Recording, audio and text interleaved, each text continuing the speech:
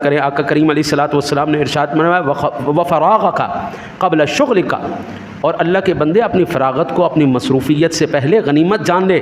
व हयातका क़ब्ल मौतिका, और अपनी ज़िंदगी को मौत से पहले गनीमत जान ले। मेरे रब सोने ने तुझे कितनी नेमतें अता फरमाई। जवानी, पैसा, इख्तियार इंसान को गुमराह करता है, फ़राग़त इंसान को गुमराही की तरफ ले जाती। हमारे असलाफ़ में ये चीज़ नहीं थी। मैं जब उनकी हालात ज़िंदगी पढ़ता हूँ तो हैरान हो जाता हूँ, वो कितनी कसरत के साथ इबादात और तिलावत किया करते थे।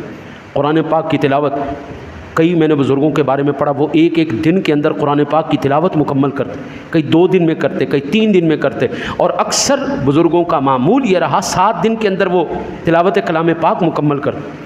अब आप ये अंदाज़ा फरमा लीजिए कि उन लोगों ने अल्लाह को राज़ी किया, अल्लाह ताला ने उनका आज भी तज़किरा